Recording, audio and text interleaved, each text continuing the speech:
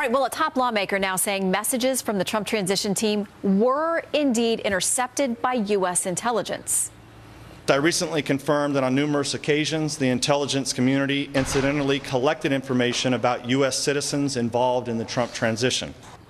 President Trump saying he feels somewhat vindicated. And what about calls for a special prosecutor? Former Arkansas Governor Mike Huckabee will weigh in on that next.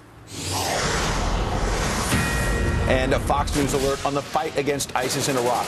As we learn, hundreds of thousands of innocent men, women, and children are caught in the middle of one of the bloodiest battles so far. Defeating ISIS is the United States' #1 goal in the region. As we've said before, when everything is a priority, nothing is a priority. We must continue to keep our focus on the most urgent matter at hand.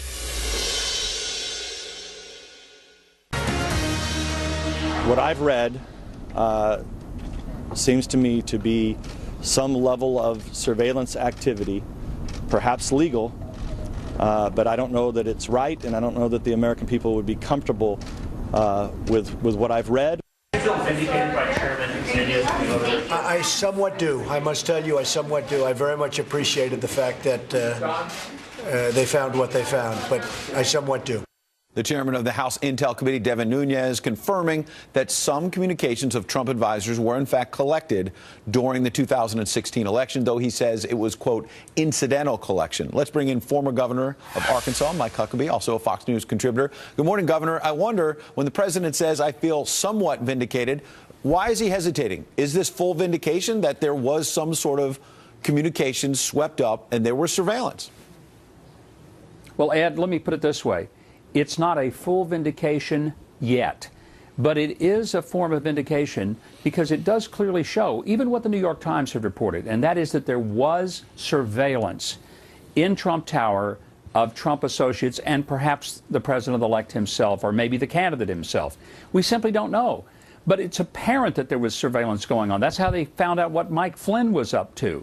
And so for any person to deny that there was some investigation, some surveillance, I mean, they would just have to deny reality. Two things are troubling.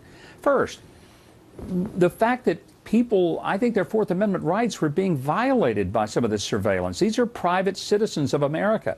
But number two, and perhaps the biggest, where's the outrage that somebody in the federal government took it upon themselves to illegally and unethically release information about private citizens that they were, by law, required to keep silent and secret? This is very troubling. And, Governor, and I yes, an investigation needs to happen. On your second point right there, which is the fact that Chairman Nunes says basically that his source or sources are telling him that there was some sort of a list of which Trump associates got swept up in this. That key point, there may have been legitimate surveillance of people overseas, and then U.S.